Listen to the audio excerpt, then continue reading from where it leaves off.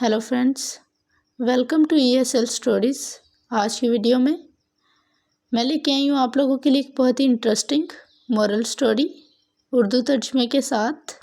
इस स्टोरी में आपको बहुत से नए वर्ड्स के मीनिंग, उनकी प्रोनाउंसिएशन सीखने को मिलेगी। उसके अलावा हम ग्रामर का कुछ पार्ट जो है वो कवर करेंगे।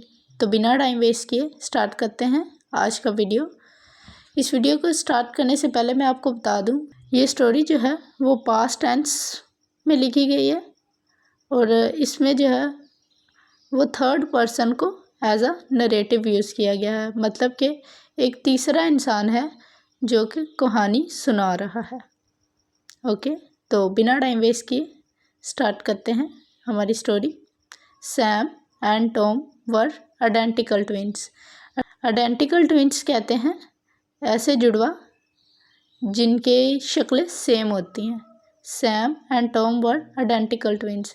सैम और टॉम जो है वो जुड़वा थे और उनकी शक्लें जो हैं वो एक जैसी थी। दे वर सो आइडेंटिकल। आइडेंटिकल कहते हैं एक जैसों को या मशाबा, डैट इवन यहाँ तक। There mother. फाउंड का मतलब होता है पाना, तलाश करना या मालूम करना। It difficult. डिफ़िकल्ट का मतलब होता है मुश्किल। To distinguish. डिस्टिंग्विश का मतलब होता है फ़र्क करना। One from the other. One from the other जो है ये एक फ्रेज़ है जिसका मतलब होता है एक को दूसरे से। एटलीस्ट, कम अज़ कम। ड्यूरिंग। ड्यूरिंग का मतलब होता है दौरान। देयर इनिशियल कहते हैं किसी चीज़ के आगाज़ को या शुरुआत को। डेज ऑन अर्थ। अर्थ यानी ज़मीन की। They were so identical. वो इतने मुशाबा थे that even their mother found it difficult to distinguish one from the other at least during their initial days on earth.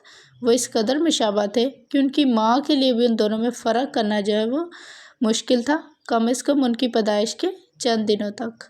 However, ताहम, they were very different. Different कहते हैं मुख्तलिफ को, फ्रॉम ईच अदर, एक दूसरे से। व्हेन इट केम। केम का मतलब होता है आना। ये जो है वो कम की सेकंड फॉर्म है।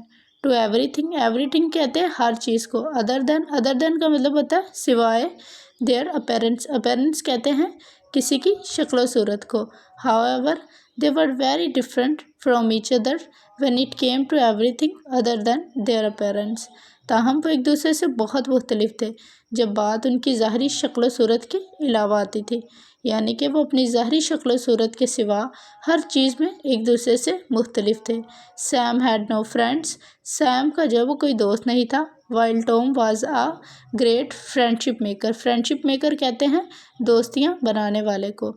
सैम जो है उसका कोई दोस्त नहीं था, जबकि टॉम जो है वो एक दोस्ती करने में माहिर था। Sam loved sweets. स्वीट्स कहते हैं मिठाइयों को, but Tom loved spicy food. Spicy food कहते हैं तीखे या मसालेदार खाने को। And detested.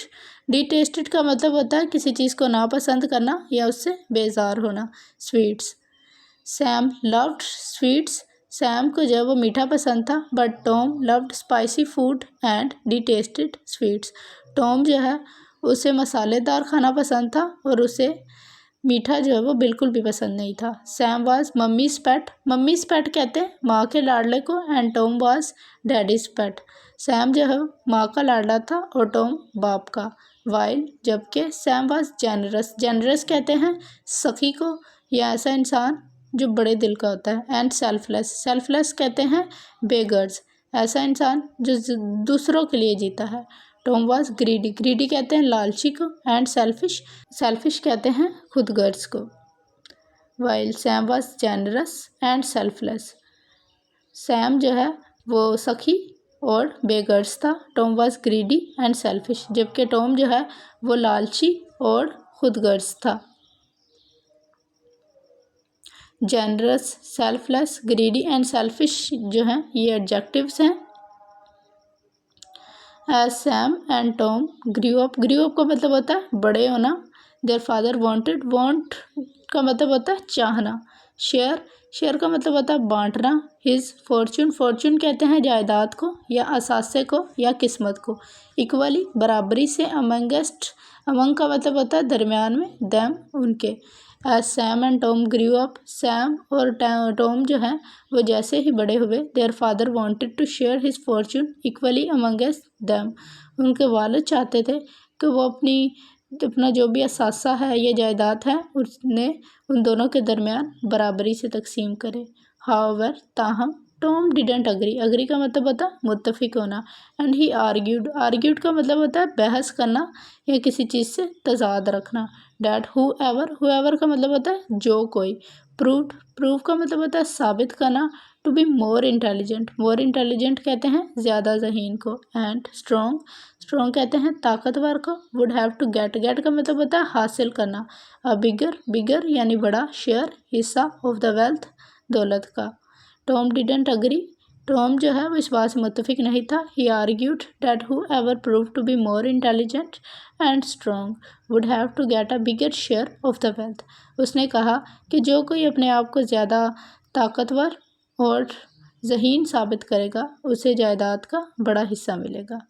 Sam agreed, Sam जो है वो मुत्तफिक हो गया। देयर फादर डिसाइड का मतलब होता है फैसला करना। टू ऑर्गेनाइज का मतलब होता है एहतमाम करना या मुनक्कद करना।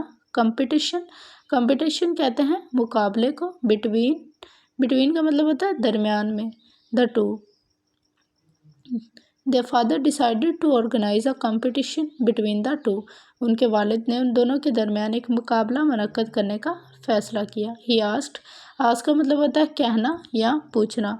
The two sons to walk का मतलब होता है चलना। As long as they could and return का मतलब होता है वापस आना। होम बिफोर सनसेट कहते हैं सूरज के गरूब होने को। He asked the two sons to walk as long as they could and return home before sunset, उन्होंने अपने दोनों बेटों से कहा कि वो जितनी दूर हो सकता है चलें, लेकिन उन्हें सूरज गरूब होने से पहले जो है वो घर वापस आना होगा। द वेल्थ कहते हैं दौलत को। वुड बी डिवाइड का मतलब होता है तकसीम करना।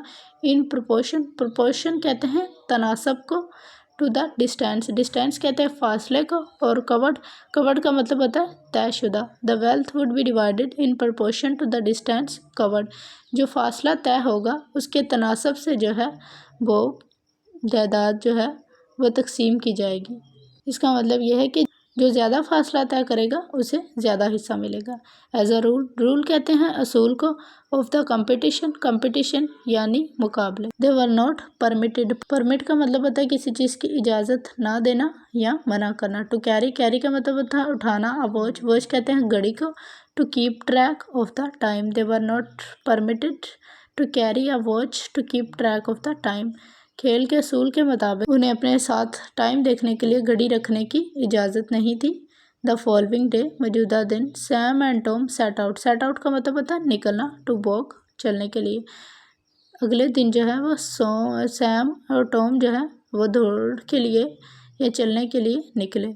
इट वॉज रेदर कहते हैं कदरे। सनी डे होता है गर्म दिन यानी शदीद गर्मी का दिन। It was rather sunny day, ये एक सख्त गर्मी का दिन था। सैम वॉक्ड स्लोली का मतलब होता है आहिस्ता से। एंड स्टेडीली का मतलब होता है मुस्तकिल मिजाजी से। सैम जो है वो आहिस्ता से और मुस्तकिल मिजाजी से चल रहा था। वर टॉम ब्रोक इनटू स्पिरंट जो है वो एक फ्रेज़ है और इसका मतलब होता है दौड़ना। एज ही वॉज बेंट का मतलब होता है माइल होना। ऑन विनिंग का मतलब होता है विन का मतलब होता है जीतना। और क्योंकि यहाँ पे जो है वो पास्ट कंटिन्यूस टेंस यूज़ हुआ है इसलिए इसके साथ ing लगा हुआ है। द रेस का मतलब होता है दौड़। And also winning a greater portion, बड़ा हिस्सा, ऑफ हिज फादर्स वेल्थ, अपने बाप की दौलत का। Sam walked slowly and steadily, Sam जो है वो आहिस्ता से और मुस्तकिल मिजाजी से चल रहा था। While Tom broke into a sprint, जबकि टॉम ने जो है वो दौड़ लगा दी। As he was bent on winning the race and also winning a greater portion of his father's wealth, क्योंकि वो इस दौड़ को और अपने वालिद की दौलत के बड़े हिस्से को जीतने का ख्वाहिशमंद था। सैम जानता था। नो का मतलब होता है जाना और न्यू जो है वो नो की सेकंड फॉर्म है। That it would be ideal का मतलब होता है नमूना या मिसाल। टू वॉक एज फार, फार का मतलब होता है दूर, एज पॉसिबल, पॉसिबल का मतलब होता है मुमकिन, टिल, टिल का मतलब होता है तक, नून, नून यानी दोपहर, and start for home at noon as it would take the same amount, amount कहते हैं मिकदार को, of time to walk back home. Sam knew that it would be ideal to walk as far as possible till noon. Sam जानता था कि दोपहर तक जो है वो जितनी दूर हो सके चलना जो है वो बेहतर होगा। And start for home at नून यानी कि दोपहर के बाद उसे घर के लिए निकलना होगा। As it would take the same amount of the time to walk back home, क्योंकि घर जाने के लिए भी जो है उसे उतना ही टाइम लगेगा जितना कि आने में लगा। नोइंग, नो का मतलब होता है जानना। दिस सैम डिसाइडेड का मतलब होता है फैसला करना। टू टर्न, टर्न का मतलब होता है मुड़ना। Back for home at noon so as reach, reach का मतलब होता है पहुंचना home on time. Knowing this, ये जानते हुए Sam decided to turn back for home at noon, Sam ने जो है वो दोपहर के वक्त घर वापस जाने का फैसला किया। So as reach home on time, ताकि वो जो है वक्त पर घर पहुंच सके। हाउएवर, ताहम, Tom with his greed, greed कहते हैं लालच को। टू अर्न, अर्न होता है कमाना या हासिल करना। मोर वेल्थ, डिडंट अटैम्प्ट, अटैम्प्ट का मतलब होता है कोशिश करना। टू रिटर्न, रिटर्न का मतलब होता है वापस जाना। होम, इवन का मतलब होता है यहाँ तक। आफ्टर मिड नून, मिड नून कहते हैं दोपहर के बाद यानी 12 बजे के बाद। However, Tom with his greed to earn more wealth didn't attempt to return home even after mid noon, Tom जो है ज़्यादा दौलत हासिल करने के लालच में जो है उसने दोपहर के बाद भी जो है वो घर वापस जाने की कोशिश ना की। ही वॉकड ट्वाइस, ट्वाइस कहते हैं दुगने को। एज लॉन्ग एज सैम, वो जो है सैम से दुगना आगे निकल चुका था। एंड थॉट, वो सोच, थॉट का मतलब होता है सोचना। ही would still be able, able का मतलब होता है काबिल होना। टू रिटर्न, रिटर्न का मतलब होता है वापस जाना। होम बिफोर सनसेट, सनसेट कहते हैं सूरज के गुरूब होने को। And thought he would still be able to return home before sunset, वो सैम से दुगना चल आगे निकल गया था, उसके बावजूद भी उसने सोचा कि वो शाम होने से पहले या सूरज गुरूब होने से पहले जो है वो घर वापस चला जाएगा। ही हरीड, हरीड का मतलब होता है जल्दी करना। बैक व्हेन ही सा द सन टर्न ऑरेंज, जब उसने जो है सूरज को नारंगी होते हुए देखा तो जल्दी से घर की तरफ भागा। अनफॉर्चुनेटली, बदकिस्मती से, he couldn't even make it half way, half कहते हैं हाफ वे कहते हैं आधे रास्ते को। Home as the sun started, started होता है शुरू होना। टू सेट, गुरूब होना, वो भी आधे रास्ते भी नहीं पहुंचा था जब सूरज जो है वो गुरूब होना शुरू हो गया। स्लोली, आहिस्ता से। डार्कनेस, तरीकी। इनगुल्फ्ड, इनगुल्फ्ड का मतलब होता है फैल जाना या छा जाना।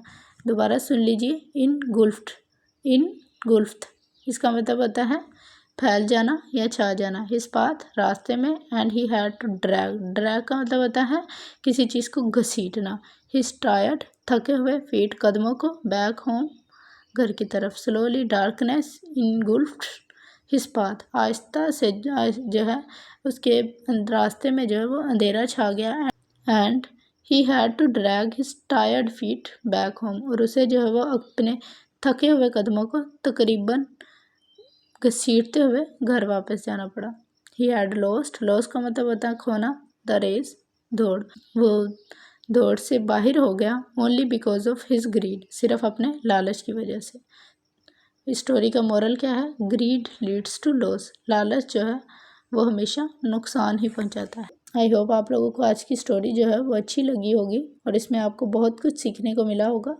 अगर आप इसी तरह इंटरेस्टिंग स्टोरीज़ देखकर इंग्लिश सीखना चाहते हैं तो ESL स्टोरीज़ को आज ही लाइक, शेयर और सब्सक्राइब करें, ताकि हमारी आने वाली हर नई वीडियो का नोटिफिकेशन आपको टाइम टू टाइम मिल सके।